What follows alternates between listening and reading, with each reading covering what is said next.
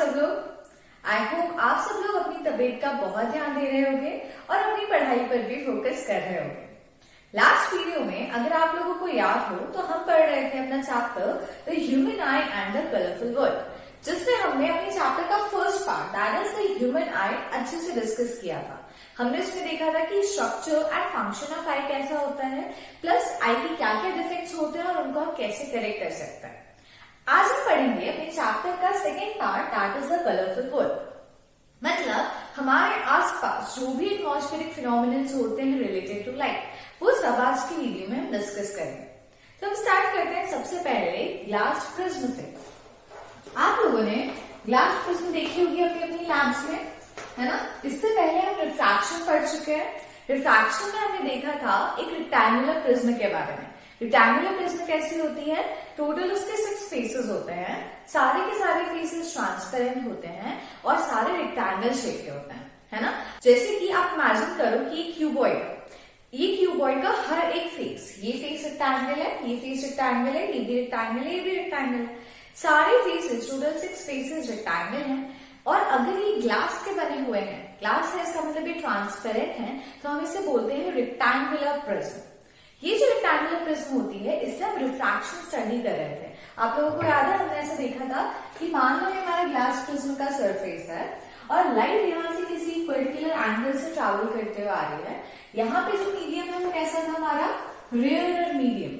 Rarer मतलब particles जो है वो काफी दूर दूर है, पार्टिकल्स कॉम्पैक्ट नहीं है। सिमिलरली यहाँ पे हम देख रहे थे कि ये अगर मेरा डेंसर मीडियम है कंपैरेटिवली, क्योंकि ये सॉलिड है। सॉलिड में आपको पता है पार्टिकल्स कैसे होते हैं, बहुत पास होता है, जबकि गैस की कंडीशन में पार्टिकल्स बहुत दूर दूर होते हैं। तो ये मीडियम हमारा रेयरर है जहां पे कि गैस है, और ये जो हमारा प्रिज्म वाला पार्ट है ये कैसा हो जाएगा, हमारा डेंसर मीडियम हो जाएगा, राइट। अब जब लाइट एक मीडियम से दूसरे मीडियम में ट्रैवल करती है तो क्या होता है, उसका पाथ चेंज हो जाता है। वो सेम पाथ में ट्रैवल ना करते हुए, मतलब ये डायरेक्ट ऐसे ट्रैवल ना करते हुए थोड़ा सा बेंड होके ट्रैवल करती है ना। और बेंड जो होती है वो किसके कंपैरिजन में होती है, हमने पढ़ा था, हम एक इमेजिनरी लाइन ड्रॉ करते हैं which is called as normal, और नॉर्मल 90 डिग्री बनाती है हमारे मीडियम के सरफेस के साथ।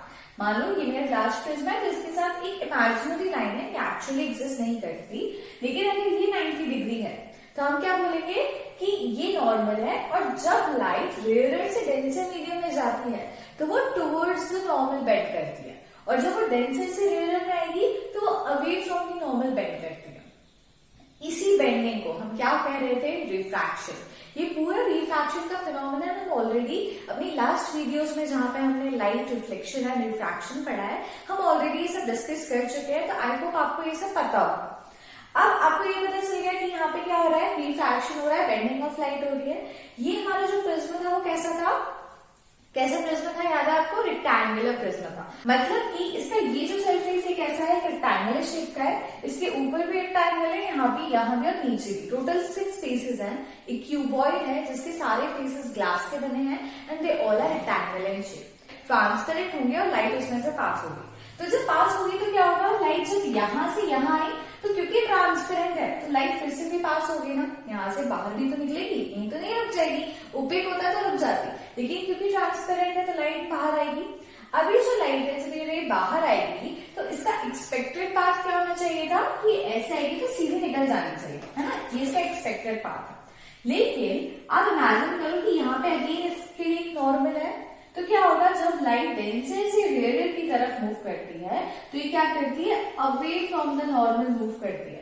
यहाँ आप देख रहे थे ये नॉर्मल है तो नॉर्मल के टुवर्ड्स बेंड होगी। यहाँ पे जब जाएगी तो क्या करेगी, नॉर्मल से अवे बेंड होगी। इस कंडीशन में आप देखोगे कि आपकी ये वाली जो रे है और ये वाली जो रे है, मतलब आपकी इंसिडेंट रे, और इसे हम कह रहे थे इमर्जेंट रे।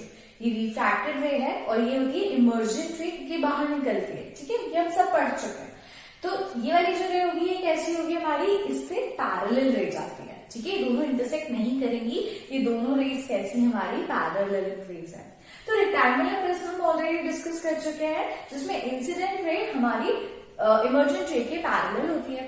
तो ये तो हो गया हमारा रेक्टेंगुलर ग्लास प्रिज्म। अब हम बात करते हैं अपने सेकेंड टाइप के प्रिज्म की, which is the triangular prism. Triangular prism आप लोगों ने पिरामिड देखा है। पिरामिड कैसा होता है, एक ट्रायंगल यहाँ होता है, एक ट्रायंगल यहाँ होता है, एक यहाँ होता है, एक यहाँ होता है, और नीचे एक स्क्वायर बना होता है या फिर एक रेक्टेंगल होता है। तो जैसे आपने पिरामिड्स देखे होंगे, सेम वैसा ही आपका ट्रायंगुलर प्रिज्म भी होता है। ट्रायंगुलर प्रिज्म 4 फेसेस वाला भी होता है, 1 2 3 4 ऐसा, या फिर 3 फेसेस वाला भी होता है कि एक ट्रायंगल ऐसा है, एक ट्रायंगल ऐसा है, एक ट्रायंगल ऐसा है। फिर नीचे का जो सरफेस होता है ना, वो भी ट्रायंगुलर शेप का होता है, ना कि स्क्वायर रेक्टेंगल का। तो प्रिज्म आपको डिफरेंट शेप्स के भी मिल सकते हैं। यहाँ हम जो ट्रायंगुलर प्रिज्म की बात कर रहे हैं वो थोड़ा सा डिफरेंट होगा। वो कैसा होगा, इमेजिन करिए कि यहाँ पर आपके पास एक ट्रायंगल है, आपका एक सरफेस ट्रायंगल का बना हुआ है, ठीक है, और जो आपका एंडिंग सरफेस है वो भी ट्रायंगल का बना हुआ है, और जो आपका बीच का सरफेस है वो क्या है, रेक्टेंगल है। ठीक है, कैसे इमेजिन करोगे इसको, यहाँ पे एक ट्रायंगल है, यहाँ पर भी एक ट्रायंगल है, इस ट्रायंगल के इस सरफेस के साथ यहाँ पे एक रेक्टेंगल अटैच्ड है, यहाँ पे भी एक रेक्टेंगल अटैच्ड है, और यहाँ पे भी एक रेक्टेंगल अटैच्ड है। मतलब 3 रेक्टेंगल जो है, मान लो ये एक रेक्टेंगल है, रेक्टेंगल रेक्टेंगल रेक्टेंगल, 3 रेक्टेंगल अगर इस तरीके से इंक्लाइंड है तो ऊपर का जो सरफेस बनेगा वो आपको पता है कैसे बनेगा, ट्रायंगुलर शेप का बनेगा। सिमिलरली नीचे भी जो फेस बनेगा वो कैसा होगा, ट्रायंगल शेप का होगा। तो आपको कितने फेसेस मिल रहे हैं, 1 2 3 4 5, टोटल 5 फेसेस, जिसमें कि 3 फेसेस आपके रेक्टेंगल है और 2 फेसेस आपके ट्रायंगल है। इस तरीके से एक ट्रायंगुलर प्रिज्म और होता है। यही ट्रायंगुलर प्रिज्म हम आज अपनी वीडियो में स्टडी करेंगे। तो अब हम बात करते हैं अपने ट्रायंगुलर प्रिज्म की, जिसमें आपके 2 सरफेस ट्रायंगल होंगे और 3 सरफेस रेक्टेंगल होंगे। अब क्योंकि इसमें 5 सरफेसेस हैं, तो आप सारे सरफेस को स्टडी नहीं कर सकते क्योंकि बहुत कॉम्प्लिकेट हो जाएगा। अगर आपको इसको अच्छे से स्टडी करना है तो हम रे डायग्राम्स बना के स्टडी करते हैं। रे डायग्राम्स के लिए for the sake of simplicity हम क्या करेंगे, हम एक ही ट्रायंगल सरफेस कंसिडर करेंगे। यहाँ पे क्यों एक ही ट्रायंगल सरफेस कंसिडर कर रहे हैं, क्योंकि हमें बाकी के सरफेसेस सबसे अभी कुछ लेना देना नहीं है। वो ट्रायंगल्स है, उनसे भी लाइट पास होगी, बट अभी हमें उनसे इतना कुछ मतलब नहीं है। हम क्या कर रहे हैं, हम सिर्फ एक ट्रायंगल कंसिडर करके चल रहे हैं और इसी से हम स्टडी करेंगे कि हमारी जो लाइट ट्रैवल करती है वो कैसे करती है। अब मान लो कि एक ट्रांसपेरेंट प्रिज्म है, आपका ट्रायंगुलर प्रिज्म है, इस पे आपको पता है यहाँ पे क्या है, गैस है। गैस है तो ये कैसा मीडियम हुआ आपका, रेयर मीडियम हुआ, क्योंकि ये सॉलिड है। सॉलिड के जो पार्टिकल्स है पास में है, तो ये कैसा मीडियम हुआ आपका, डेंसर मीडियम हुआ। अब मान लो कि यहाँ पे कोई भी सोर्स ऑफ लाइट है, ये सोर्स ऑफ लाइट टॉर्च हो सकता है, बल्ब हो सकता है, कुछ भी, जो कि क्या कर रहा है, व्हाइट लाइट को एमिट कर रहा है। अब जब व्हाइट लाइट एमिट हुई तो ये रे जब जाकर आपके प्रिज्म पे पड़ेगी तो आप इसे क्या बोलोगे, कैसी रे है, इंसिडेंट रे है। क्यों, क्योंकि ये फॉल हो रही है ना, आपके सोर्स से जो लाइट जाती है उसे हम क्या बोलते हैं, इंसिडेंट रे। तो ये इंसिडेंट हो रही है आपके प्रिज्म के ऊपर।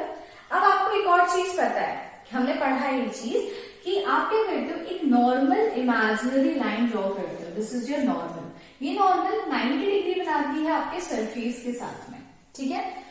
अब जब आपकी ये लाइट एक सरफेस से दूसरे सरफेस में या एक मीडियम से दूसरे मीडियम में जाती है, रेयर से डेंसर की तरफ जा रही होती है, तो क्या होगा, वैसे तो इस लाइट को कैसा होना चाहिए था, इसको ऐसे मूव कर जाना चाहिए था, है ना। अगर मीडियम नहीं होता तो लाइट सीधे सीधे सीधे सीधे से ट्रैवल करती। लेकिन अभी क्या होगा, क्योंकि इसने मीडियम चेंज किया और ये आपकी नॉर्मल है, तो आपको पता है कि रेयर से डेंसर में जाते टाइम जो लाइट होती है वो टुवर्ड्स द नॉर्मल बेंड करती है। ये ऐसे जा रही है और नॉर्मल कहाँ पे है, ये नॉर्मल है, तो ये क्या करेगी, नॉर्मल की तरफ थोड़ी सी बेंड हो जाएगी।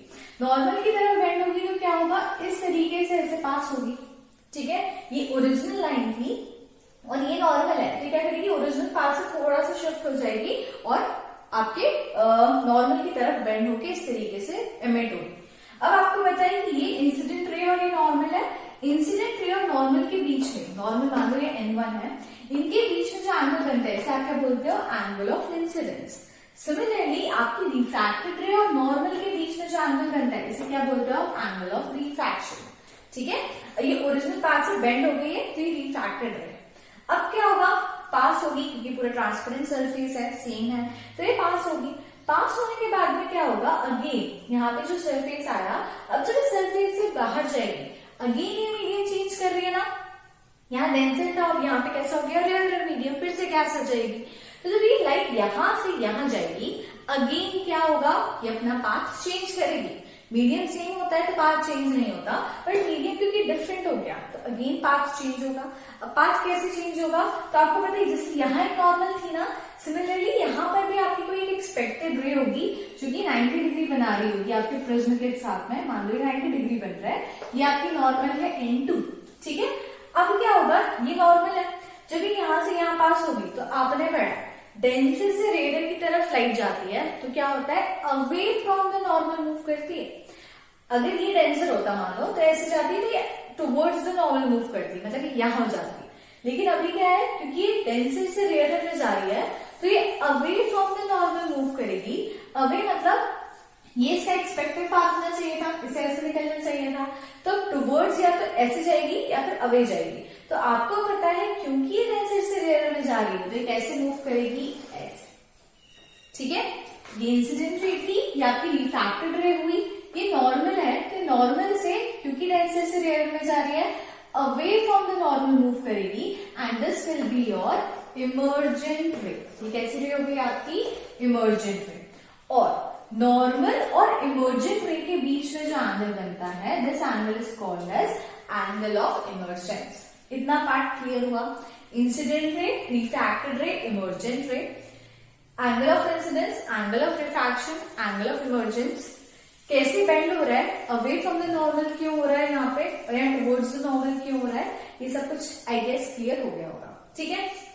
अब एक और चीज बात करते हैं हम, ये थी आपकी जो इंसिडेंट रे थी, इसका ये एक्सपेक्टेड पाथ था, इसे ऐसे जाना चाहिए था, है ना। सिमिलरली ये आपकी इमर्जेंट रे है, इसको भी अगर आप थोड़ा आगे ऐसे बढ़ाओगे तो ये पॉइंट पे इंटरसेक्ट कर रही है, मतलब आपकी इंसिडेंट रे और इमर्जेंट रे पैरेलल है क्या, नहीं है। आपने ग्लास प्रिज्म के जो रेक्टेंगुलर ग्लास प्रिज्म वाला केस था उसमें आपने देखा था ना कि इंसिडेंट रे ऐसे आ रही है, फिर बेंड हो रही है, फिर ऐसे जा रही है, तो आपकी इंसिडेंट रे और इमर्जेंट रे पैरेलल है in the case of rectangular prism. But triangular prism के केस में ऐसा नहीं हो रहा है। इस केस में क्या हो रहा है, आपकी जो लाइट है वो इंसिडेंट इमर्जेंट रेज जो है लाइट की, ये दोनों आपस में पैरेलल नहीं है। अब पैरेलल नहीं है तो क्या हो रहा है, ये एंगल ऑफ इंसिडेंस है, ये एक्सपेक्टेड पाथ है, ऐसा जाना चाहिए था, लेकिन चली ऐसे गई, ऐसे चली गई। अब इसको जब आप मीट करवा रहे हो इस पॉइंट पे, तो आपकी इंसिडेंट रे और इमर्जेंट रे इसके बीच में एक एंगल बन रहा है, ये एंगल कहलाता है एंगल ऑफ डेविएशन। डेविएशन मतलब क्या हो गया कि लाइट को ऐसे जाना चाहिए था, लेकिन चली ऐसे गई, चेंज कितना है, तो जो चेंज है वही कितना हुआ, डेविएशन हो गया।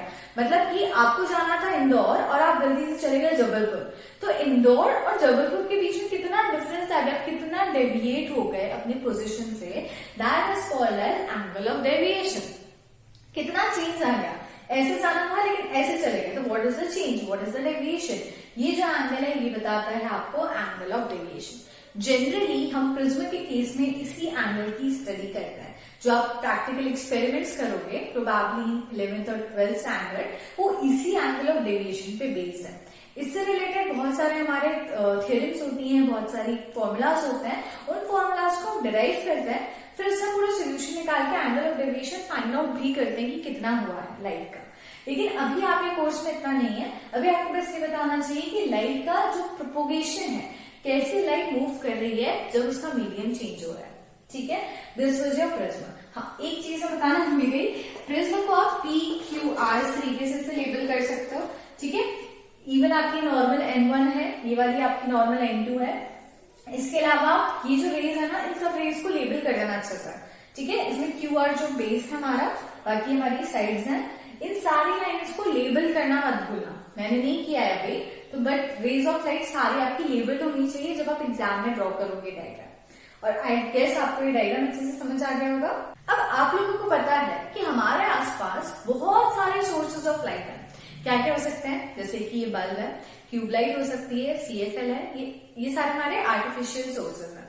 इसके अलावा फायर हो गया, सन हो गया, या मून भी सन से जो लाइट रिफ्लेक्ट करके हम तक भेजता है उसकी लाइट होगी। हमारे पास जितने भी सोर्सेज ऑफ लाइट हैं वो सारे के सारे सोर्स एक पर्टिकुलर काइंड ऑफ लाइट हम तक एमिट करते हैं। उस लाइट को हम कहते हैं व्हाइट लाइट। व्हाइट लाइट देख रहे हो ना, हमारे आसपास जो भी लाइट आती है जनरली वो व्हाइट कलर की होती है। सन से भी जो लाइट आती है आप देखते हो तो व्हाइट ही लगती है, यहाँ से भी जो CFL से आ रही है वो भी कैसी है, व्हाइट ही लगती है। तो मोस्टली हमारे जो सोर्स होते हैं वो व्हाइट लाइट एमिट करते हैं, चाहे वो आर्टिफिशियल सोर्स हो चाहे वो नेचुरल सोर्स हो। अब ये जो व्हाइट लाइट है ना, ये पता है बहुत ही कमाल की चीज है। मैंने आपको बताया था कि व्हाइट लाइट जो होती है, लाइट की प्रेजेंस में ही आप किसी भी चीज को देख सकते हो। इवन जो कलर्स होते हैं वो भी आप इस व्हाइट लाइट की प्रेजेंस में ही ऑब्जर्व करते हो। अगर ये व्हाइट लाइट नहीं हो, मान लो मैं लाइट बंद कर दूं अभी, तो क्या आप लोग उसे देख पाओगे? नहीं। In the absence of light आप किसी भी ऑब्जेक्ट को विजुअलाइज नहीं कर सकते, आप उसे नहीं देख सकते। सिमिलरली जो आपकी लाइट होती है वो आपको कलर्स भी बताती है। रात के टाइम पे आपको कलर्स अच्छे से दिखते हैं क्या? नहीं दिखते। क्यों नहीं दिखते? क्योंकि लाइट नहीं होती। अगर लाइट होगी तो आप कलर्स को अच्छे से रिकॉग्नाइज कर सकते हो। In the absence of light आप कलर्स भी नहीं देख सकते। तो आपको पता है कि जो व्हाइट लाइट है, क्योंकि अगर ये सिर्फ व्हाइट कलर की होती तो आपको अपने आसपास की हर चीज कैसे दिखाई देती? व्हाइट।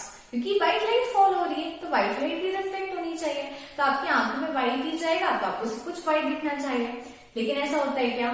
नहीं। आपको हर चीज अलग अलग कलर की दिखाई देती है, प्लस आपको उनके शेड्स भी दिखाई देते हैं। पिंक है तो पिंक के शेड्स होते हैं, ऑरेंज है तो ऑरेंज के बहुत सारे शेड्स होते हैं। तो ऐसा क्यों होता है? क्योंकि आपकी जो व्हाइट लाइट है ये सिर्फ व्हाइट लाइट नहीं होती।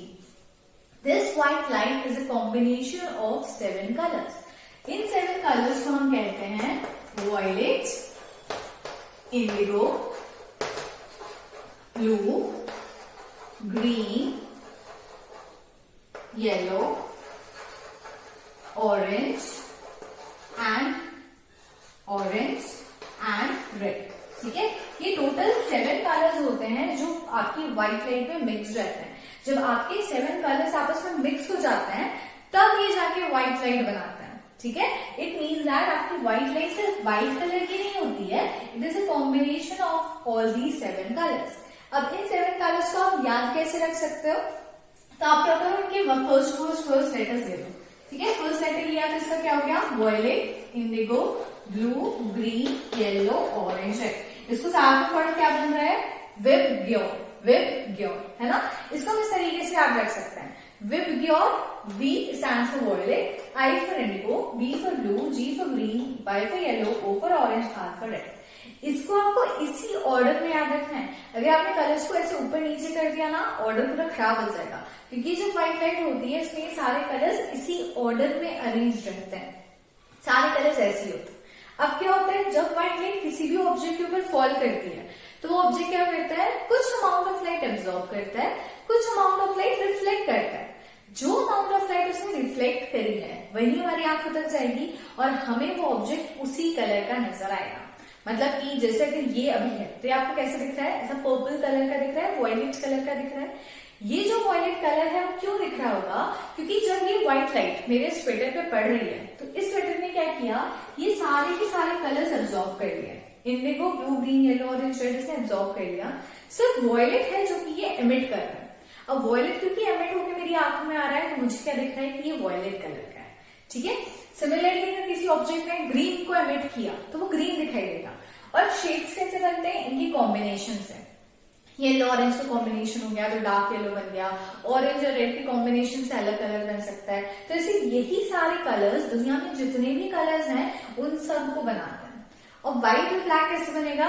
जब व्हाइट लाइट किसी ऑब्जेक्ट पे फॉल करती है और वो बिल्कुल भी कोई लाइट एब्जॉर्ब ना करे, सारी की सारी लाइट एमिट कर दे, तो आपको एमिट करके भी जो लाइट आती हुई दिखाई देगी वो कैसी होगी? व्हाइट। तो आपको हर ऑब्जेक्ट कैसे दिखाई देगा? व्हाइट। अब ब्लैक कलर कैसे फॉर्म होता है? जब ये सारे के सारे कलर एब्जॉर्ब हो जाए, कोई भी कलर एमिट ना हो। तो जब कोई कलर एमिट नहीं होगा तो क्या होगा? आपको कुछ दिखाई नहीं देगा, कुछ दिखाई नहीं देगा तो वो चीज कैसी हो जाएगी? Dark, which is black. तो ब्लैक कलर का बनता है जब ये सारे कलर्स एब्जॉर्ब हो जाते हैं, एमिट नहीं होते। व्हाइट कलर का बनता है जब सारे के सारे कलर्स एमिट होते हैं, कोई भी कलर एब्जॉर्ब नहीं होता। और डिफरेंट डिफरेंट कलर्स का मिलते हैं जब सारे कलर्स एब्जॉर्ब हो जाए और वो पर्टिकुलर कलर एमिट हो, तब आपको वो ऑब्जेक्ट उस कलर का दिखाई देता है। ठीक है, इतना पार्ट क्लियर हो गया। अब इसको बताया किसने था कि इतने सारे कलर व्हाइट में होते हैं? कौन हो सकता है? हमारे great scientist that is Isaac Newton. Isaac Newton ने ही हमें बताया था कि जो व्हाइट लाइट होती है वो 7 कलर्स की बनी हुई होती है। अब इसको आप कैसे आइडेंटिफाई कर सकते हो 7 कलर्स होता है? क्या गारंटी है कि 7 ही होते हैं, 8 या 9 नहीं हो सकते? तो इसके लिए हम एक छोटा सा एक्सपेरिमेंट परफॉर्म करके देखते हैं। अभी हमने देखा कि हमारा जो प्रिज्म होता है वो लाइट को किस तरीके से रिफ्रैक्ट करता है। सेम फिनोमेनन हम यहाँ पे एक और बार ऑब्जर्व करते हैं। ये था हमारा प्रिज्म, ठीक है। प्रिज्म से यहाँ से कोई एक सोर्स है व्हाइट लाइट का, उसने इंसिडेंट किया यहाँ पे, ठीक है। इंसिडेंट रे आई व्हाइट लाइट की, ये पूरी व्हाइट लाइट है, ठीक है। ये नॉर्मल था हमारा 90 डिग्री वाला, रिफ्रैक्शन हुआ towards the normal, light bend होगी, इस तरीके से रिफ्रैक्ट होगी। इसके बाद में इमर्ज कैसे होगी, मान लो ये हमारी नॉर्मल है दूसरी, तो ये away from the normal move करेगी इस तरीके से, ठीक है। अब ये जो व्हाइट लाइट है, बिकॉज इसमें 7 कलर्स हैं, हर एक कलर की जो स्पीड होती है वो डिफरेंट होती है, इनकी वेवलेंथ्स अलग होती है, दैट्स व्हाई इनकी स्पीड भी अलग अलग होती है। मैंने आप लोगों को जब हम लोगों ने लाइट रिफ्लेक्शन एंड रिफ्रैक्शन पढ़ा था, उसमें एक वीडियो में बताया था कि जो लाइट होती है उसकी स्पीड की वजह से जो लाइट होती है वो किस तरीके से डेविएट हो जाती है और अलग अलग कलर्स आपको मिलते हैं। सिमिलरली इस केस में भी क्योंकि आपके पास इतने सारे कलर्स हैं, हर कलर की स्पीड अलग अलग है, तो क्या होगा, स्पीड अलग है, फॉल अलग टाइम पे करेगी, तो जो इसका डेविएशन है वो भी अलग होगा। हर एक लाइट एक पर्टिकुलर एंगल पे डेविएट होती है, सारी एक साथ डेविएट नहीं होती है, सारी एक एंगल पे डेविएट नहीं होती, सबका एंगल ऑफ डेविएशन अलग अलग होता है। तो जब यहाँ पे एंगल ऑफ डेविएशन अलग होगा तो यहाँ पे एंगल ऑफ इमर्जेंस भी अलग अलग होगा, तो क्या होगा, आपकी जो लाइट है वो स्प्लिट हो जाती है कुछ पर्टिकुलर एरियाज में इस तरीके से, ठीक है। तो क्या होगा, आपका सबसे पहला जो सबसे कम डेविएट होता है वो कौन सा होता है, आपका रेड, फिर आता है ऑरेंज, फिर आता है येलो, फिर आता है ग्रीन, फिर आता है ब्लू, फिर आता है इंडिगो और फिर आता है आपका वॉयलेट। मतलब वॉयलेट जो है वो सबसे ज्यादा डेविएट होता है और जो रेड है वो सबसे कम डेविएट होता है। अभी हमने विबग्योर पढ़ा था ना, यहाँ पे जो विबग्योर है वो उल्टा है, ठीक है, नीचे से ऊपर जाता है। अगर आपको इनका सीक्वेंस याद है तो फिर आप इजिली इसको बता सकते हो। वॉयलेट सबसे नीचे जाएगा, सबसे ज्यादा डेविएट होगा, रेड जो होगा वो सबसे कम डेविएट होगा और वो ऊपर ही रह जाएगा। ये जो प्रिज्म है इसने क्या किया, आपके लाइट के सारे कलर्स को स्प्लिट कर दिया, है ना, सारे कलर्स को अलग अलग अलग अलग कर दिया। यही जो फिनोमेनन है कि लाइट जब एक मीडियम से दूसरे मीडियम में ट्रैवल करती है और स्प्लिट हो जाती है, इसी फिनोमेनन को हम कहते हैं dispersion of light. Dispersion, light क्या हो गई, डिस्पर्स हो गई, अलग अलग हो गई, फैल गई, टूट गई, इसको आप क्या बोल रहे हो, डिस्पर्जन ऑफ लाइट। और डिस्पर्जन ऑफ लाइट में याद रखने वाली सबसे इंपॉर्टेंट चीज क्या है कि वॉयलेट जो होता है वो सबसे ज्यादा बेंड होता है, इसलिए वो नीचे दिखता है। रेड जो होता है वो सबसे कम बेंड होता है, इसलिए वो ऊपर रहता है। और ये कलर का जो सीक्वेंस है ये आपको याद रखना है, इसी सीक्वेंस में आप स्प्लिटिंग बताओगे, ठीक है। ये जो फिनोमेनन है स्प्लिटिंग का through a prism, this phenomenon is called as dispersion. And ये जो स्प्लिटिंग हो गई ना, तो इस पर आपको एक कलर्स का ग्रुप मिल रहा है, इस कलर के ग्रुप को आप कहते हो स्पेक्ट्रम, ठीक है। स्पेक्ट्रम और डिस्पर्जन में कंफ्यूज नहीं होना। डिस्पर्जन क्या होता है, फिनोमेनन है कि लाइट टूट रही है, इस टूटने के फिनोमेनन को हम बोलते हैं डिस्पर्जन। और जब लाइट टूट गई तो आपको ग्रुप ऑफ कलर्स मिल रहे हैं, this group of 7 colours is known as spectrum. ये क्या है, VIBGYOR is your spectrum and the phenomenon of splitting of 7 colors when passing through a transparent substance such as prism or any other substance, then this phenomenon is called as dispersion and the group of 7 colors is known as spectrum, ठीक है। Dispersion और spectrum clear हो गया। और prism ऐसा क्यों करता है, इसका रीजन हम ऑलरेडी पढ़ चुके हैं, स्पीड की वजह से। हर एक की वेवलेंथ अलग है, सबकी स्पीड अलग है, स्पीड अलग होने की वजह से इनका जो डेविएशन होता है वो भी अलग अलग होता है, और हर एक लाइट अलग अलग एंगल पे डेविएट होती है, इसलिए सारी लाइट्स क्या होती हैं, डिस्पर्स हो जाती हैं, ब्रेक हो जाती हैं। अब मान लो मैंने क्या किया, इस प्रिज्म के आगे एक और प्रिज्म रख दिया, और कैसे रखा, उसको थोड़ा इन्वर्ट करके रखा। ये सीधा था ना, इसको अगर मैं एक और प्रिज्म यहाँ पे रख दूं जो कि इस तरीके से हो, इन्वर्टेड, तो क्या होगा, ये सारी लाइट क्या होगी, इस प्रिज्म के ऊपर फॉल करेगी, है ना, ये सारी लाइट इस प्रिज्म पे जाएगी। प्रिज्म पे जाने के बाद में अगेन क्या होगा, सबके लिए नॉर्मल इस तरीके से होगा, हर एक रे ऑफ लाइट के लिए नॉर्मल अलग अलग होगा। अब क्योंकि रेयर से डेंसर में जा रही है तो ये टुवर्ड्स द नॉर्मल मूव करेगी, और सारी लाइट कैसे मूव करेगी, थोड़ा कुछ इस तरीके से, ठीक है, इस तरीके से मूव करना स्टार्ट करेगी, टुवर्ड्स द नॉर्मल बेंड होगी। टुवर्ड्स द नॉर्मल बेंड होने के बाद में अगेन क्या होगा, जब ये डेंसर से रेयरर में जाएगी तो क्या होगा, अगेन ये away from the normal move करेगी और सारी की सारी जो लाइट है वो कैसे होगी, मान लो इस तरीके से आपकी नॉर्मल है तो सारी की सारी लाइट क्या होगी, away from the normal move करेगी और ये इस तरीके से आपकी पास हो जाएगी। तो यहाँ पे ये आपकी इंसिडेंट रे थी ना, और यहाँ पे आपकी कैसी बन रही है, इमर्जेंट रे बन रही है। इसको अगर आप ध्यान से देखो तो यहाँ पे इंसिडेंट रे और इमर्जेंट रे कैसी है, एक दूसरे से पैरेलल जा रही है ना। यहाँ पे ये और ये पैरेलल नहीं थी, है ना, और स्प्लिट हो गया, डिस्पर्जन हो गया। पर डिस्पर्जन के बाद में अगर आप यहाँ पे एक और प्रिज्म रख रहे हो जो कि आपकी इससे इन्वर्टेड हो, दोनों के एंगल सेम होने चाहिए, और ये अगर इससे इन्वर्टेड होगा तो क्या होगा, सारी की सारी लाइट यहाँ पे आएगी, रेयरर से डेंसर में जा रही है तो टुवर्ड्स द नॉर्मल मूव करेगी, मतलब ऊपर जाएगी, सारी की सारी लाइट नॉर्मल की तरफ जाने की कोशिश करेगी। फिर जब डेंसर से रेयरर में जाएगी ये नॉर्मल रहेगी, अवे फ्रॉम द नॉर्मल जाएगी और सारी की सारी लाइट इकट्ठी हो जाएगी और एक साथ मूव करेगी। और यहाँ पे आपको कैसा मिलेगा, व्हाइट लाइट। मतलब यहाँ पे आपने व्हाइट लाइट एमिट की थी, यहाँ आपने व्हाइट लाइट इस पे इंसिडेंट किया था, वो डिस्पर्स हो गई अपने 7 कलर्स में। 7 कलर्स अगेन आपके प्रिज्म में गए, फिर से सारे मीट हो गए और आपको जो इमर्जेंट रे मिल रही है और कैसी मिल रही है, व्हाइट मिल रही है। इस केस में दोनों लाइन्स कैसी होगी, पैरेलल होगी। अच्छा, अब पता कैसे लगाओगे कि आपकी जो लाइट है वो यहाँ पे 7 कलर्स में बना रही हो, यहाँ पे व्हाइट लाइट बना रही है। तो बहुत सिंपल सी चीज है, अगर आप ये प्रिज्म यहाँ हटा दो, आपको सिर्फ 7 कलर्स ऑब्जर्व करना है, तो आप क्या करोगे, 7 कलर्स के आगे की स्क्रीन रखो। यहाँ पे आप कुछ भी रख सकते हो, आप एक पेपर रख सकते हो, है ना, या फिर आप कोई भी ओपेक ऑब्जेक्ट यहाँ पे प्लेस कर सकते हो। स्क्रीन की तरह होना चाहिए वो, ताकि जब लाइट उस पर फॉल करे तो लाइट तो आपको नहीं दिखाई देगी कि 7 कलर्स में है, लेकिन उस स्क्रीन पे आपको विजिबल होगा कि हाँ ये 7 कलर्स आपको मिल रहे हैं। सिमिलरली यहाँ भी आप क्या करो, आप यहाँ पे एक स्क्रीन प्लेस कर दो। जब आप एक स्क्रीन प्लेस करोगे और लाइट इस पे फॉल करेगी तो आपको 7 कलर्स नहीं दिखाई देंगे, सिर्फ एक व्हाइट पैच दिखाई देगा। दैट्स व्हाई आप कह सकते हो यहाँ पे व्हाइट लाइट निकल रही है। तो क्योंकि आपको लाइट ऐसे निकलती हुई नहीं दिखाई देगी, ये सारे कलर्स दिख रहे हैं, आपको उसके लिए वहां पे एक स्क्रीन प्लेस करनी पड़ेगी ताकि जब लाइट इस पे फॉल करे तो आपको 7 कलर्स स्क्रीन पे दिखाई दे।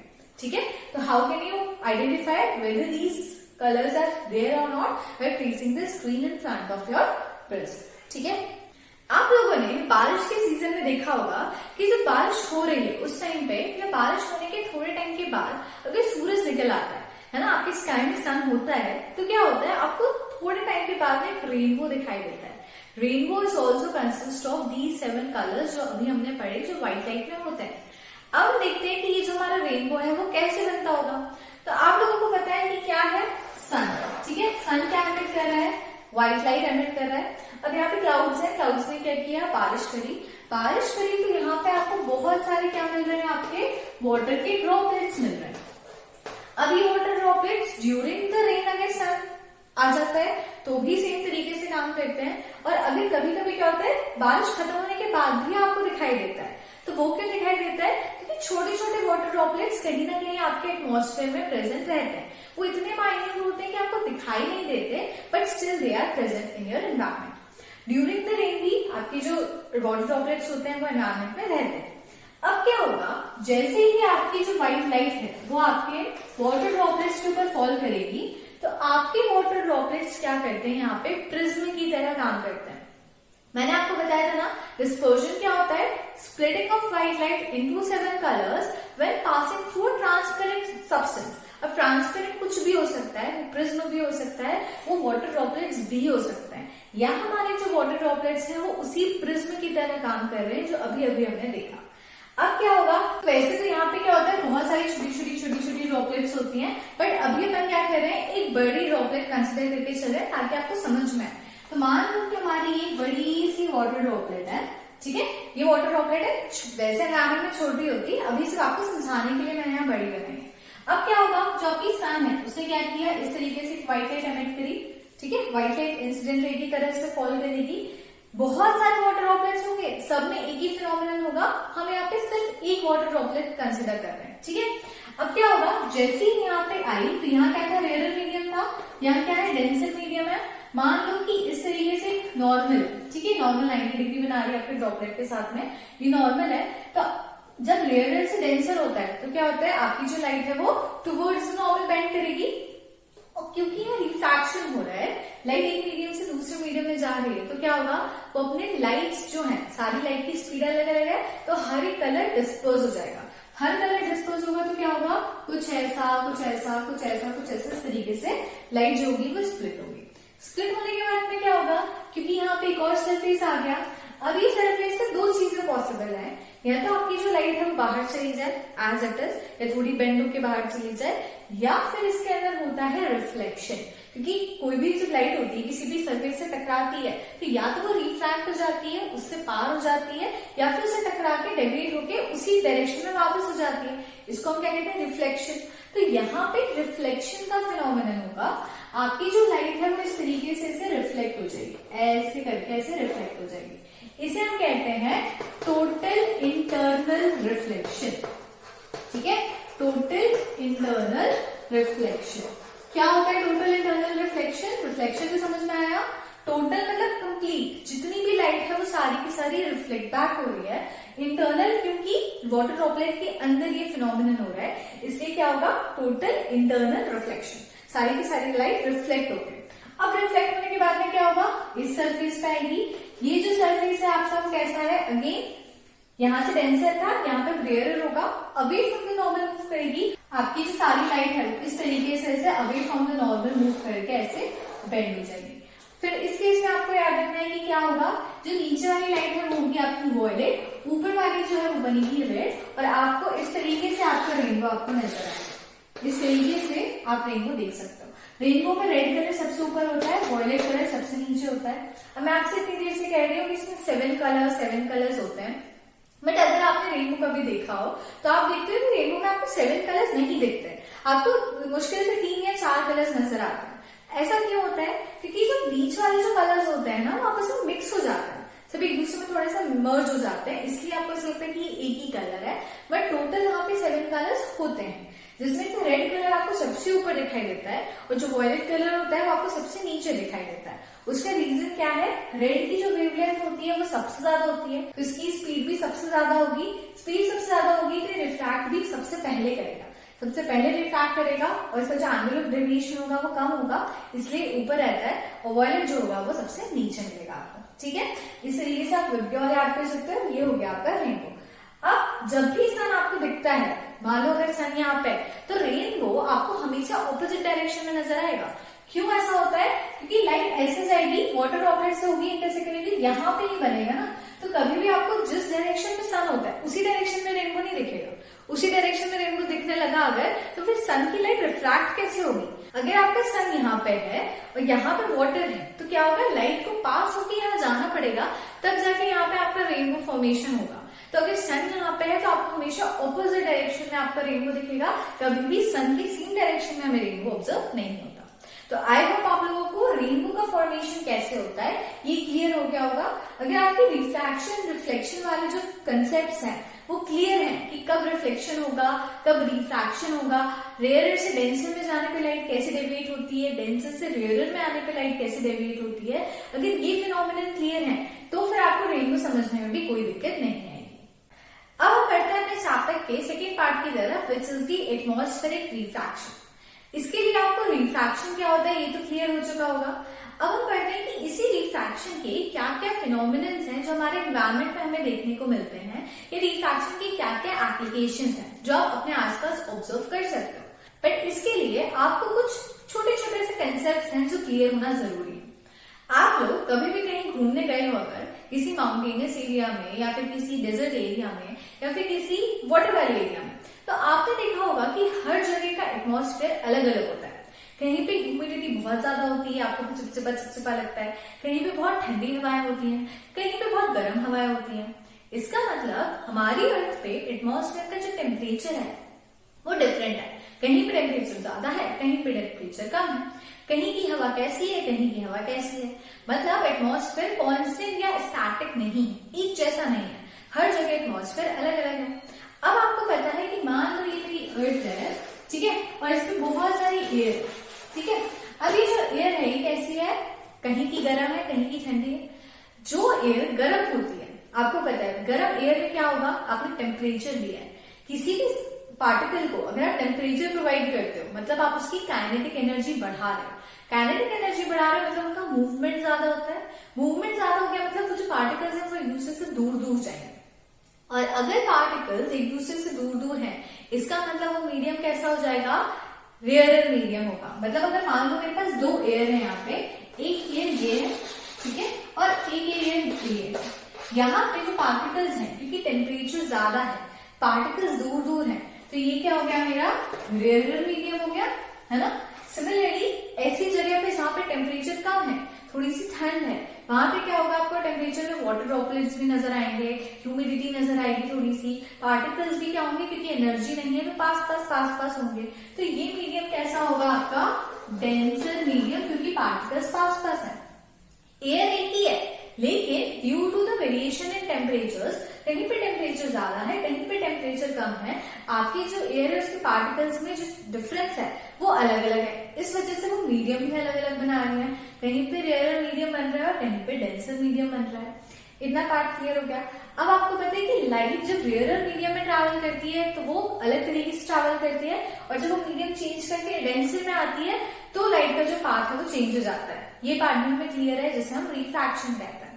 अब अगर मान लो यहाँ पे एक स्टार है जो कि बहुत दूर है, स्टार्स काफी बड़े होते हैं लेकिन इनका जो अर्थ से डिस्टेंस है वो बहुत ज्यादा होता है, बहुत दूर होता है, ठीक है। और मान लो कि ये है आपका क्या, अर्थ सरफेस, ठीक है, अर्थ सरफेस है। अब जो स्टार है, ये कुछ ना कुछ आपने पढ़ा है कि स्टार्स क्या होते हैं, दे आर ल्यूमिनस ऑब्जेक्ट्स, वो लाइट एमिट करते हैं। तो स्टार्स में से क्या होगा, लाइट आएगी। लाइट जब तक यहाँ आएगी तब तक क्या होगा, ये वैक्यूम है, ठीक है, यहाँ पे कुछ भी पार्टिकल्स नहीं है। पार्टिकल्स नहीं है तो इनके बीच में क्या हो रहा है, कुछ टकरा के कुछ भी स्कैटर नहीं हो रही है, जो लाइट है वो कहीं से भी डेविएट नहीं हो रही है, लाइट सीधी सीधी सीधी सीधी आ रही है। लेकिन जैसे ही इसने क्या किया, मेरी अर्थ है, अर्थ के एटमॉस्फेयर में जैसे ही एंटर करने जाएगी, मान लो मेरा एटमॉस्फेयर है, इस एटमॉस्फेयर में हर जगह एयर का जो टेम्परेचर है वो अलग अलग है, ये बात हमें पता है। अब जैसे ही लाइट इस एटमॉस्फेयर के अंदर एंटर करेगी तो क्या होगा, हर जगह पर, हर एक पॉइंट पे आपका जो एयर है उसका टेम्परेचर है वो डिफरेंट है, ठीक है। कहीं पे जो एयर है वो डेंसर है, कहीं पे एयर जो है वो रेयर है। तो क्या होगा, मान लो कि यहाँ वाली जो एयर थी वो बहुत गर्म है, ठीक है, गर्म है, तो क्या होगा, यहाँ पे रेयर मीडियम मिल रहा है, रेयर मीडियम मिल रहा है, तो मान लो कि ये मेरा नॉर्मल है, 90 डिग्री बन रहा है, तो ये क्या होगा, away from the normal bend करेगी, इधर चली जाएगी। फिर क्या हो गया, इतने पार्ट के बाद में यहाँ पे थोड़ी देर बाद फिर कैसे आपको एयर मिल रही है, डेंसर एयर मिल रही है। डेंसर एयर मिली, मान लो ये आपका नॉर्मल है, तो क्या होगा, ये टुवर्ड्स द नॉर्मल बेंड करेगा। फिर थोड़ी देर के बाद में फिर अवे फ्रॉम द नॉर्मल, फिर towards the normal, away from the normal, towards the normal, away from the normal, towards normal. तो मान लो यहाँ पर एक ऑब्जर्वर खड़ा हुआ है जो कि इस स्टार को देख रहा है, तो क्या हो रहा है, लाइट जो है वो मूव करते हुए आ रही है ना, स्ट्रेट ना आते हुए कभी आ जा रही, कभी आ जा रही, कभी आ जा रही, कभी आ जा रही, कभी आ जा रही, कभी आ जा रही, क्योंकि आपका जो एयर है उसका टेम्परेचर अलग अलग है। टेम्परेचर अलग होने की वजह से मीडियम अलग हो रहा है, मीडियम अलग होने की वजह से जो आपकी लाइट का पाथ है वो चेंज हो रहा है। लाइट का पाथ चेंज होने की वजह से आपको क्या लगता है, लाइट ऐसे आई, ऐसे आई, ऐसे ऐसे ऐसे ऐसे आई, तभी आपको ऐसा लगता है कि जो आपके स्टार्स हैं वो क्या हो रहे हैं, ट्विंकल हो रहे हैं। लाइट कभी आ रही है, कभी नहीं आ रही, कभी आ रही है, कभी नहीं आ रही, कभी आ रही है, कभी नहीं आ रही। तो आपको ऐसा लगता है कि जो हमारे स्टार्स हैं वो क्या है, ट्विंकल हो रहे हैं, चमक रहे हैं, वो लाइट को बंद चालू कर रहे हैं। तो ऐसा हमें क्यों दिखता है, क्योंकि लाइट अपना मीडियम चेंज करते हुए आती है, अलग अलग मीडियम से ट्रैवल करती है, इसलिए उसका पाथ चेंज हो जाता है। So this is the reason why the stars appears to twinkle. Normally stars twinkle नहीं करते, असली में जो स्टार्स होते हैं वो तो सिर्फ ल्यूमिनस होते हैं, वो लाइट एमिट कर रहे हैं, बट हम ऑब्जर्वर को हमें ऐसा लगता है कि वो ट्विंकल कर रहा है। तभी तो हमने पोएम बना दी, twinkle twinkle little star. Actually में स्टार ट्विंकल नहीं करते, लेकिन ये पोएम क्यों बनाई है, क्योंकि हमें लगता है कि जो स्टार्स है वो ट्विंकल कर रहे हैं, उसका रीजन यही है, ठीक है। आई होप आपको समझ में आया होगा। अब क्या हो रहा है, इसी तरीके से अगर आप इसको एक और चीज देखो, लाइट का अगर आप ओरिजिनल पाथ देखो, नॉर्मली अगर जो लाइट है वो इस तरीके से रिफ्रैक्ट ना करती, मान लो एटमॉस्फेयर नहीं होता और लाइट रिफ्रैक्ट नहीं करती, तो लाइट क्या होती, सीधी सीधी सीधी सीधी सीधी सीधी ऐसी आ जाती, यहाँ पे आती।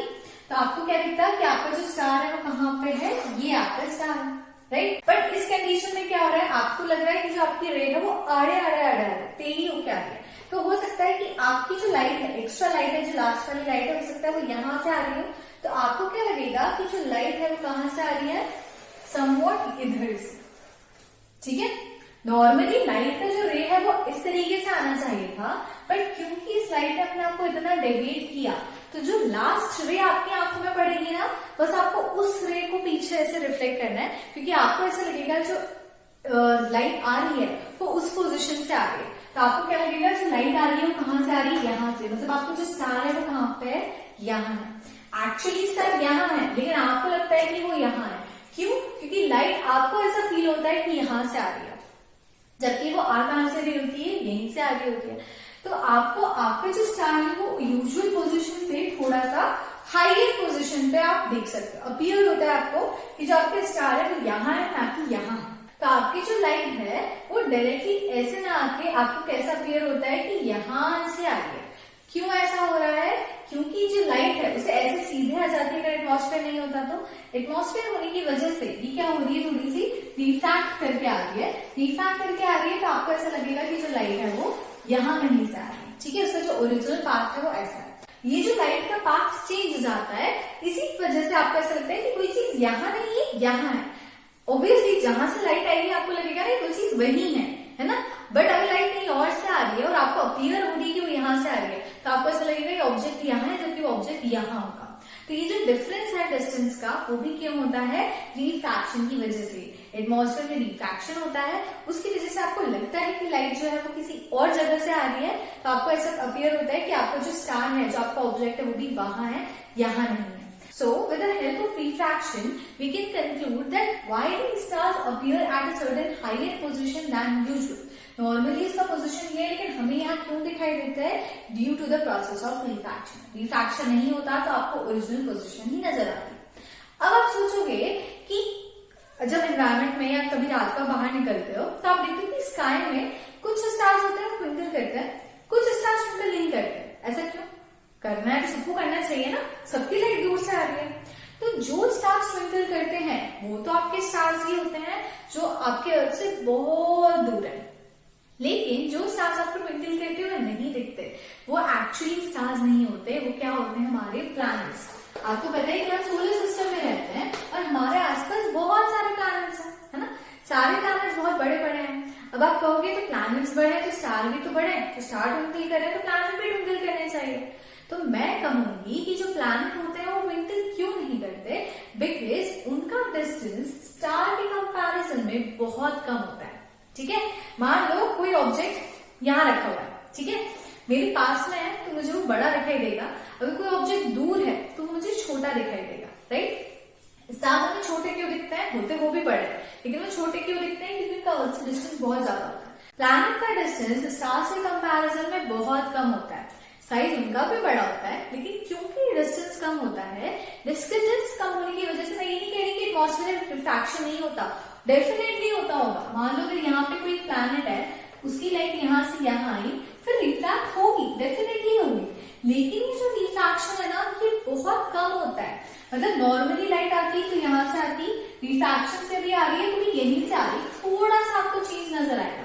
यहाँ पे आप देखो ना कितना ज्यादा चेंज है, इस ज्यादा चेंज की वजह से आपको ट्विंकल ट्विंकल दिख रहा है, लेकिन चेंज यहाँ भी होगा। रिफ्रैक्शन की जो फिनोमिनन है वो प्लैनेट्स के साथ भी होगा, बट क्योंकि प्लैनेट्स का डिस्टेंस बहुत कम होता है तो लाइट उतना ज्यादा रिफ्रैक्ट नहीं कर पाती। तो ऑब्जर्वर अगर है तो उसको दिखता है कि लाइट यहाँ की जगह यहाँ से आ रही है, उनके बीच में जो उसकी इमेज की पोजीशन है और ऑब्जेक्ट की पोजीशन है उसमें बहुत ज्यादा डिफरेंस नहीं होता, इसलिए आपको प्लैनेट्स ट्विंकल करते हुए नहीं दिखते, लेकिन स्टार्स ट्विंकल करते हुए दिखाई देते हैं। ठीक है, आई होप आप लोगों को ट्विंकल क्यों करते हैं स्टार्स, प्लैनेट्स क्यों नहीं करते, प्लस जो आपके स्टार्स हैं वो हायर पोजीशन पे नजर क्यों आते हैं देन यूजुअल, इतना पार्ट आपको क्लियर हुआ होगा। आप लोगों ने कभी कभी ऐसा देखा होगा कि सनराइज हो गया है वो पहले हो गया है, बट एक्चुअली जो सनराइज का टाइम है वो डिफरेंट है। सनराइज होना कभी और चाहिए, लेकिन आपको अपीयर होता है कि सनराइज पहले ही हो चुका है। आई गेस आप लोगों ने ऐसा हो सकता है ना ही देखा, क्योंकि आजकल के बच्चे सुबह सुबह जल्दी नहीं उठते, लेकिन कभी अगर आप शाम को खेल रहे हो तब भी आप ये चीज ऑब्जर्व करोगे कि जो सन है वो सेट हो चुका होता है, स्टिल आपको उसकी कुछ रेज नजर आ रही होती है और आपको दिखता है कि सन जो सेट हुआ है वो अभी हुआ नहीं है, थोड़ी देर के बाद में सनसेट होगा। ठीक है, इसका रीजन है, इसका रीजन भी आप रिफ्रैक्शन से एक्सप्लेन कर सकते हो। कैसे? जैसे कि मान लो ये आपकी अर्थ है और आपको पता है जहां पे स्काई और जहां पे अर्थ मिलता है उसको हम क्या बोलते हैं? होराइजन। ठीक है, तो मान लो कि ये जो है ये हमारा क्या है? होराइजन है, जहां पे स्काई और अर्थ जो है वो मीट करते हुए अपीयर होता है। तो मान लो कि सबसे पहले क्या है, ये सनराइज की बात अगर हम करें, सनराइज की, तो आपको पता है यहाँ पे सन, ठीक है, सन से बहुत सारी लाइट निकल रही है, अर्थ के जो एटमॉस्फेरिक एरिया है उसमें जा रही है। अर्थ के एटमॉस्फेरिक एरिया में जाने की वजह से what will happen? Light will refract होगी, तो जो लाइट है वो कैसे जाएगी? ऐसे जाएगी। ठीक है, इस तरीके से लाइट रिफ्रैक्ट होकर जाएगी। ये इसके स्ट्रेट पाथ होता, बट एटमॉस्फेयर में जाने के बाद में थोड़ी सी ऐसी चेंज हुई पाथ से और थोड़ी सी ऐसी बेंड होते हुए। अब क्योंकि ये बेंड होके यहाँ गई है तो हमें क्या लगेगा कि लाइट कहाँ से आ रही है? यहाँ से, मतलब सन का है यहाँ पर। लाइट आ यहां से रही है, बट रिफ्रैक्शन होने की वजह से it appears as if the light is coming from here and not from here. और अगर लाइट यहां से आ रही है तो आपको कैसा लगेगा कि सन यहाँ पे आ चुका है, मतलब सन अभी यहाँ है, वो राइज नहीं हुआ है, बट आपको लग रहा है कि सन जो है वो राइज हो चुका है। सिमिलरली जब सन यहाँ पे सेट हो जाएगा तो सन सेट हो चुका है, लेकिन सन की कुछ रे ऑफ लाइट तो अर्थ तक आ रही होगी, अर्थ तक आ रही होगी, रिफ्रैक्ट होकर आ रही होगी, तो आपको ऐसा लगेगा कि यहाँ से ऐसे बेंड होकर आ रही है। बेंड होके आएंगे, आप इसी पाथ को आगे ट्रेस बैक करोगे तो आपको लगेगा कि अभी जो सन है वो कहाँ पे है? यहाँ पे। सनराइज के टाइम पे सन यहाँ है, लाइट उसकी ऐसे जा रही है, दैट्स व्हाई आपको लगेगा कि लाइट यहाँ से आ रही है और सन यहाँ है, तो आपको जो सनराइज है वो एडवांस्ड हो गया, पहले ही हो चुका है, अभी हुआ नहीं है, लेकिन आपको अपीयर हो रहा है कि सनराइज हो चुका है। सिमिलरली सनसेट हो गया है, लेकिन जो लाइट आ रही है वो इस तरीके से आ रही है कि आपको ऐसा लग रहा है कि सन यहाँ पे है, तो ये डिलेड सनसेट है, मतलब एडवांस सनराइज हुआ नहीं है, लेकिन आपको लग रहा है कि हो गया।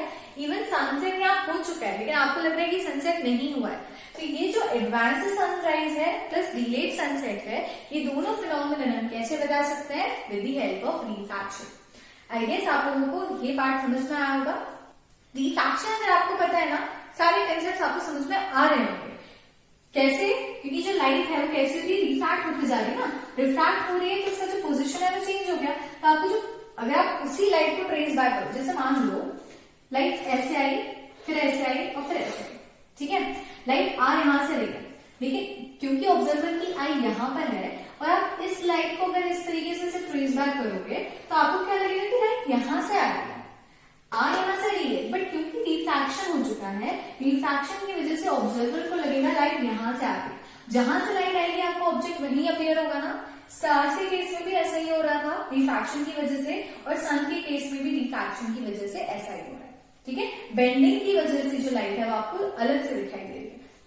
This was the reason behind advance sunrise and delayed sunset. I guess आपको इतना पार्ट क्लियर हुआ होगा। अब हम एटमॉस्फेयर पढ़ ही रहे हैं तो आप लोगों को पता होगा कि एटमॉस्फेयर में बहुत सारे पार्टिकल्स होते हैं। कुछ पार्टिकल्स ऐसे होते हैं जो बहुत छोटे होते हैं, जो आप अपनी नेकेड आई से नहीं देख सकते, जैसे कि ऑक्सीजन हो गया, नाइट्रोजन हो गई, है ना, या फिर कार्बन डाइऑक्साइड हो गई। ये कुछ ऐसी गैसेस हैं जो एनवायरमेंट में है, एटमॉस्फेयर में है, पर वो आप देख नहीं सकते। मुझे भी दिखाई दे रहा है कि ऑक्सीजन है क्या? नहीं। क्यों? क्योंकि ये पार्टिकल्स बहुत छोटे छोटे होते हैं। लेकिन एटमॉस्फेयर में कुछ ऐसे कंपोनेंट्स होते हैं जो थोड़ी से बड़े होते हैं, जैसे कि डस्ट पार्टिकल्स। ठीक है, डस्ट पार्टिकल्स हो गए, स्मोक वेपर्स हो गए, जो भी स्मोक निकलता है उसके पार्टिकल्स ब्लैक ब्लैक होते हैं, वो आप अपनी नेकेड आई से ऑब्जर्व कर सकते हो, वो दिखाई देते हैं। तो जो नहीं दिखाई देते वो बहुत माइन्यूट होते हैं, बहुत छोटे होते हैं, और जो दिखाई देते हैं वो उनका साइज थोड़ा सा बड़ा होता है। अब जो पार्टिकल्स है ना, ये पार्टिकल्स भी बहुत इंपॉर्टेंट रोल प्ले करते हैं एटमॉस्फेयर में बहुत सारे फिनोमिनन्स में। सबसे पहले आपको ये पता होना चाहिए कि लाइट जब भी ट्रैवल करती है, ठीक है, ये सन है मान लो या कोई भी सोर्स है, जैसे ही लाइट उसमें से ट्रैवल करेगी, हमने दो फिनोमिनन्स पढ़ने, एक होता है रिफ्रैक्शन और एक होता है रिफ्लेक्शन। रिफ्रैक्शन जब किसी ट्रांसपेरेंट मीडियम से लाइट ट्रैवल करे और मीडियम चेंज हो तो वो अपने पाथ से बेंड हो जाए, ये शिफ्ट हो जाए। और रिफ्लेक्शन कब होता है? जब इसके बीच में कोई ओपेक ऑब्जेक्ट आ जाए। ओपेक ऑब्जेक्ट आने की वजह से क्या होता है कि इससे पास नहीं हो पाती लाइट, और जो लाइट होती है वो इस तरीके से अपने पाथ से डेविएट हो जाती है, जिसे आप कहते हो रिफ्लेक्शन। रिफ्लेक्शन और रिफ्रैक्शन के बीच में एक और फिनोमिनन होता है जिसे हम कहते हैं स्कैटरिंग। ठीक है, स्कैटरिंग। स्कैटरिंग क्या होता है? जब कोई भी एक लाइट किसी छोटे पार्टिकल पे, देखो मुझ पे ट्रैवल करेगी तो मुझसे स्कैटर हो रही है क्या लाइट? डेफिनेटली हो रही है। मुझ पे पड़ रही है, मैं क्या कर रही हूँ? लाइट को रिफ्लेक्ट कर रही हूँ। लाइट की बहुत सारी रेज आ रही है और रिफ्लेक्ट होते जा रही है। सिमिलरली जब एक सन की जो रे है जिसमें व्हाइट लाइट है, जब वो इसके ऊपर फॉल करेगी तो क्या होगा?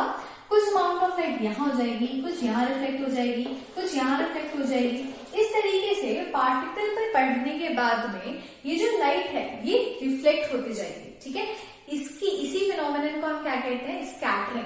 लाइट जो है वो स्कैटर हो रही है, एक ही पाथ में रिफ्लेक्ट नहीं हो रही। देखो रिफ्लेक्शन और स्कैटरिंग में भी डिफरेंस है। अगर ये मेरा पाथ है, लाइट ऐसे आई और ऐसे चली गई, दिस इज रिफ्लेक्शन। एक लाइट आई, टकराई और वैसी ही वापस चली गई, तो इसको क्या बोलोगे आप? रिफ्लेक्शन। यहाँ पे intensity of this ray is equal to intensity of this ray. जितने पार्टिकल्स, कलर्स या जो कुछ भी इस लाइट में है, इसमें भी सेम अमाउंट में रहेगा।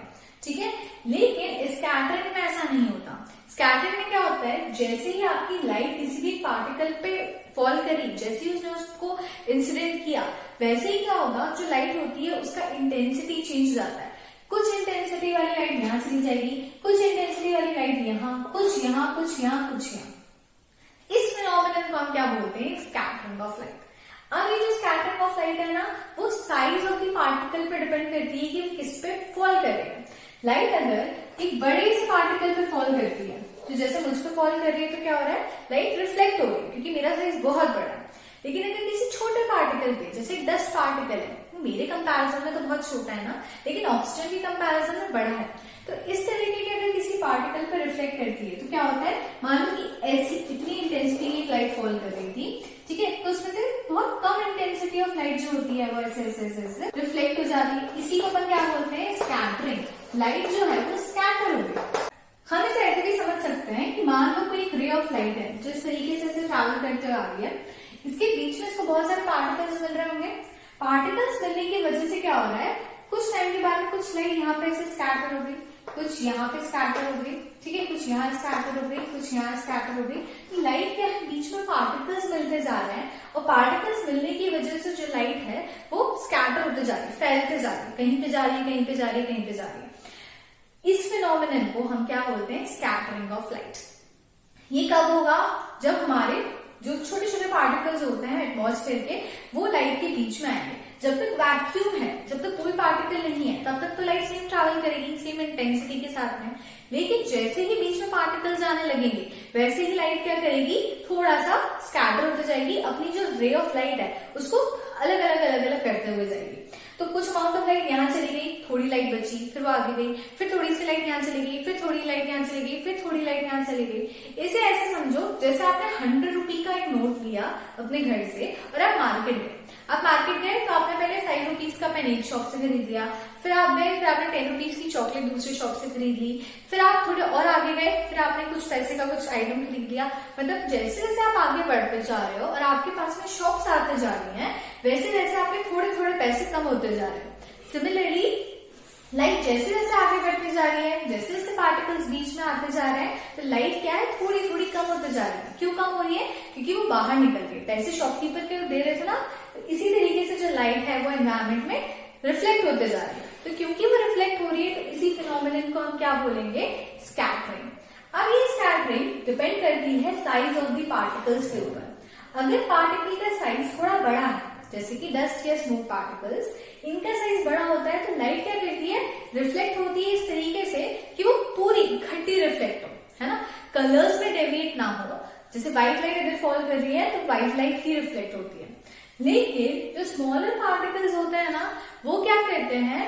वो शॉर्टर वेवलेंथ को ज्यादा स्कैटर करते हैं बजाय लॉन्गर वेवलेंथ के। मैंने आपको बताया था जो रेड होता है उसका वेवलेंथ बहुत ज्यादा होता है कंपैरेटिवली टू वायलेट। वायलेट सबसे कम वेवलेंथ का होता है, रेड जो होता है वो सबसे हायर वेवलेंथ का होता है। तो रेड जो होगा उससे क्या होगा? इसको ये छोटे छोटे पार्टिकल्स स्कैटर नहीं कर सकते। डस्ट पार्टिकल्स पूरी व्हाइट लाइट को स्कैटर कर देते हैं, पूरी की पूरी व्हाइट लाइट चली जाती है। तो आपको कभी कभी आपने ऐसा देखा होगा कि कोई बहुत अंधेरे वाला रूम है, उस अंधेरे वाले रूम में एक छोटा सा छेद है जहां से लाइट आ रही है, तो आप क्या देखते हो? आपको डस्ट पार्टिकल्स नजर आते हैं आपको डिफरेंट कलर्स नजर आते हैं क्या? नहीं, आपको व्हाइट ही नजर आता है। क्यों? क्योंकि डस्ट पार्टिकल का साइज बड़ा है, वो सारे कलर्स को स्कैटर करने की टेंडेंसी रखते हैं, पूरे के पूरे कलर को स्कैटर करते हैं, इसलिए आपको जो स्कैटरिंग ऑफ लाइट है वो कैसी दिखाई देती है? व्हाइट कलर की। लेकिन जो छोटे छोटे पार्टिकल्स हैं वो बड़ी वेवलेंथ को स्कैटर नहीं कर पाते, मतलब कि वो रेड को तो स्कैटर नहीं कर पाते, लेकिन वो ब्लू, वॉयलेट, इंडिगो, ब्लू जो होते हैं, इनकी जो वेवलेंथ है छोटी होती है, तो इन छोटी वेवलेंथ को ये पार्टिकल्स स्कैटर कर सकते हैं। तो रेड स्कैटर नहीं होता लेकिन ब्लू स्कैटर होता है। तो आपको ये क्लियर हुआ कि जो छोटे पार्टिकल्स होंगे वो किसको स्कैटर करेंगे? ब्लू को, और जो आपके बड़े पार्टिकल्स होते हैं वो किस लाइट को स्कैटर करते हैं? White light. ठीक है, अब आप क्या करो, इस चीज को अगर आपको इमेजिन करना है तो आप एक ऐसे ग्लास लो, इस ग्लास में आप वाटर लो। वाटर के जो पार्टिकल्स होते हैं वो थोड़े से तो बड़े होते हैं ना, हमारे ऑक्सीजन, नाइट्रोजन, इनकी कंपैरिजन में थोड़े से बड़े होते हैं। तो ये क्या करेगा, जैसे ही आपने इसके ऊपर एक व्हाइट लाइट दी, व्हाइट लाइट क्योंकि ट्रांसपेरेंट है तो अंदर जाएगा तो पार्टिकल से टकराएगा। पार्टिकल से टकराने के बाद जो लाइट होगी वो क्या होगी? स्कैटर होगी, लाइट फैलेगी। लाइट फैलेगी तो क्या होगा, इस तरीके से ऐसे पार्टिकल्स लाइट को फैलाएंगे, और जब लाइट बाहर आएगी ना तो वो लाइट इस तरीके से बाहर आएगी। आपने एक ही रे ऑफ लाइट यहां से दी थी, लेकिन जब वो बाहर आ रही है तो वो लाइट फैल गई है। इसी लाइट के फैलने के जो इफेक्ट है, इसे हम क्या कहते हैं? Scattering of light, and this effect is called as Tyndall effect. ठीक है, टिंडल इफेक्ट। जो पार्टिकल्स हैं जिनकी टेंडेंसी है कि वो लाइट को स्कैटर कर सकते हैं, इस इफेक्ट को कहा जाता है टिंडल इफेक्ट। ये आपने कभी कभी ऐसे भी देखा होगा, मान लो आपने कोई मूवी देखी है, उस मूवी में जंगल है, बहुत बड़ा सा घना सा जंगल है, उसमें सन अगर ऊपर आया है, थोड़ी सी जो व्हाइट लाइट है वो जब नीचे आ रही होती है तो व्हाइट लाइट फैल जाती है। ठीक है, आपको इस तरीके की इसकी रेज ऑफ लाइट ऐसे ऐसे ऐसे ऐसे नजर आती है। ठीक है, यहाँ पे आप इस पिक्चर में भी देख सकते हो कि जो लाइट है वो किस तरीके से फैल गई है। वो क्यों फैली है? क्योंकि जो एनवायरमेंट के पार्टिकल्स हैं उन्होंने क्या किया है? लाइट को स्कैटर कर दिया। लाइट स्कैटर हो गई तो लाइट फैल गई, एक पास से आने की बजाय वो दूर दूर दूर दूर हो गई है। ये जो दूरी का इफेक्ट है, इसी को हम क्या कहते हैं? Tyndall effect. और जो फिनोमेना है स्कैटरिंग का, इसे हम कहते हैं scattering of light. I hope आप लोगों को Tyndall effect, scattering of light और डस्ट पार्टिकल्स किस लाइट को स्कैटर करते हैं और जो हमारे स्मॉलर पार्टिकल्स होते हैं वो किस लाइट को स्कैटर करते हैं, इतना पार्ट क्लियर हो गया होगा। अब मान लो कि ये हमारी अर्थ है, ठीक है, यहाँ पे है ये सन, इस सन से आ रही है व्हाइट लाइट। ठीक है, व्हाइट लाइट आ रही है। अब हमें पता है यहाँ पे क्या है? एटमॉस्फेयर है हमारा। इस एटमॉस्फेयर में डस्ट पार्टिकल्स भी हैं और दूसरे पार्टिकल्स भी हैं, लेकिन आपको पता है कि ऑक्सीजन, नाइट्रोजन, कार्बन डाइऑक्साइड जो हमारी गैसेज है, इनका प्रोपोर्शन थोड़ा सा ज्यादा है। यहाँ पे हमारी जो दूसरी गैसेज है जो छोटी छोटी है वो ज्यादा है। अभी हमने देखा कि जो स्मॉलर पार्टिकल्स होते हैं वो कौन सी लाइट को स्कैटर करते हैं? ब्लू लाइट को। ठीक है, तो जैसे ही व्हाइट लाइट आपके एटमॉस्फेयर में एंटर करेगी, आपके पार्टिकल से इंटरसेक्ट करेगी, जैसे ही उस पर अटैक किया तो क्या होगा? ये जो लाइट है वो स्कैटर हो जाएगी। स्कैटर होगी तो कौन सी लाइट स्कैटर हो रही है? सारी लाइट स्कैटर नहीं हो रही है, सिर्फ जो ब्लू वाली वेवलेंथ है ना, ब्लू वाली, प्योर में भी ब्लू, इंडिगो, वॉयलेट, उसमें जो ब्लू, इंडिगो, वॉयलेट वाला जो ब्लू पार्ट रहता है वो सबसे ज्यादा स्कैटर होता है आपके इन पार्टिकल्स से, क्योंकि इसकी वेवलेंथ कम होती है। तो क्या होगा? ये सबसे ज्यादा स्कैटर होगा। अब जो चीज स्कैटर होके आएगी आपको वो ज्यादा नजर आएगी बजाय कोई एक साथ आ। मान लो कि आपके स्कूल में कोई फंक्शन है तो आपके टीचर ने आपसे कहा कि सारे स्टूडेंट्स एक लाइन में खड़े हो जाओ। अगर मैं सामने खड़ी हुई हूँ, मेरे सामने एक रो में लोग खड़े हुए हैं और मैं ऐसे खड़ी, तो मुझे तो क्या दिखेगा? सिर्फ एक ही व्यक्ति सामने, एक ही आ रहा है। लेकिन अगर ये लोग फैल जाए, है ना, तो मुझे लगता है बाप रे कितने सारे लोग हैं, है ना। इसी तरीके से जब यहाँ पे एक स्ट्रेट लाइन में व्हाइट लाइट आती है और जब यहाँ पे स्कैटर होने के बाद में ब्लू लाइट जो होती है वो स्कैटर हो जाती है, तो आपको बाकी की कलर नजर नहीं आते। आपको क्या दिखता है कि ये जो कलर है वो कैसा है? ब्लू, क्योंकि ब्लू स्कैटर हो रहा है, आपकी आंखों में ब्लू लाइट आ रही है, तो आपको ऐसा लग रहा है कि आपको जो स्काई है वो कैसा होता है? ब्लू कलर का होता है। लेकिन कभी भी अगर आपने कोई मूवी देखी हो, कोई सीरीज देखी हो या कुछ ऐसे डिस्कवरी पे शोज देखे हो जिसमें यूनिवर्स के बारे में बताया जाता है, या आपने ऐसे कोई पिक्चर देखी हो, तो आपका जो यूनिवर्स है वो हमेशा कैसे कलर का दिखाई देता है? ब्लैक। यूनिवर्स में जाने के बाद जब अर्थ के एटमॉस्फेयर से बाहर जाते हो तो आपको हमेशा आपका स्काई कैसा दिखाई देता है? ब्लैक कलर का दिखाई देता है, ना कि ब्लू कलर का। ब्लू कलर का तो सिर्फ अर्थ पे दिखाई देता है। इसका रीजन सिंपल है, क्या? यहाँ से जो लाइट आती है जब तक वो यूनिवर्स में है, जब तक वो एटमॉस्फेयर में नहीं आई है तब तक यहाँ वैक्यूम है, यहाँ कोई पार्टिकल्स नहीं है, तो स्कैटरिंग ऑफ लाइट हो ही नहीं रही है। बट यहाँ पे आने के बाद स्कैटरिंग हो गई, लाइट ने, ये जो पार्टिकल्स हैं, इन पार्टिकल्स ने इस लाइट को ब्लू कलर में स्कैटर कर दिया। तो आपको जो स्काई है वो कैसे दिखाई देगा? ब्लू कलर का। दिन में आपको ब्लू कलर का स्काई दिखाई देता है क्योंकि आपकी लाइट ब्लू कलर को स्कैटर कर रही है। जबकि अगर आप इस सरफेस से, एटमॉस्फेयर से अगर आप बाहर जाओ, मान लो आप मून पे हो, तो मून पे तो एटमॉस्फेयर नहीं है ना, तो मून पे जब भी अगर आप जाओगे, आपने किसी एस्ट्रोनॉट को देखा हो, तो स्काई वहां पे ब्लैक दिखाई देता है, एटमॉस्फेयर नहीं है, ब्लू लाइट स्कैटर नहीं हो रही है इसलिए। अब लेकिन आप कहोगे कि सुबह के टाइम पे और शाम के टाइम पे जो एनवायरमेंट होता है या स्काई होता है वो आपको ऑरेंजिश और येलोइश दिखाई देता है। उसका रीजन क्या होता है?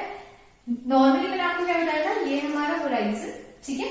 होराइजन पे जब आपका सन होता है, इसका अर्थ से डिस्टेंस ज्यादा होता है बजाय जब सन आपका यहाँ होता है। मून के टाइम पे आपने देखा है सन कहाँ होता है? ऊपर होता है, और सनसेट और सनराइज के टाइम पे कहाँ होता है? होराइजन पे होता है। होराइजन पे जो इसका अर्थ से डिस्टेंस है वो काफी लार्ज है बजाय इसके, ठीक है। इसका डिस्टेंस ज्यादा है, इसके डिस्टेंस है। क्या हो रहा है, यहां से जब सन की रेज आ रही है, पार्टिकल्स स्कैटर कर रहे हैं, तो ब्लू लाइट स्कैटर कर रहे हैं। ब्लू लाइट स्कैटर इतनी हो रही है कि हमारी आंखों तक आ पा रही है।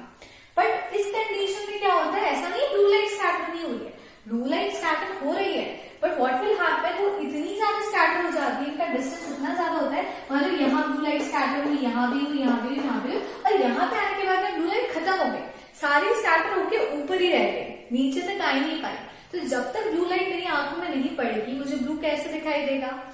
पॉसिबल नहीं है, क्योंकि उसने इतना डिस्टेंस ट्रैवल कर चुका है कि सारी लाइट वहीं के वहीं फैल गई। मान लो आप घर से निकले हो, आपने 100 रुपए यहीं तक खर्च कर दिए, तो आगे आने वाली जो शॉप्स हैं उसमें देने के लिए आपके पास पैसे हैं क्या?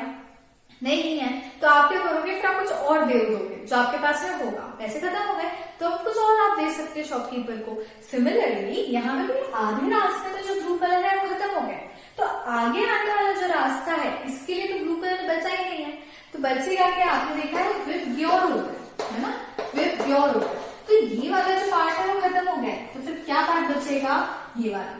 इसलिए शाम के टाइम पे या फिर सुबह के टाइम पे आपका जो स्काई है आपको येलो, ऑरेंज या रेड कलर का दिखाई देता है, क्योंकि ये लाइट यहाँ पे खत्म हो चुकी है।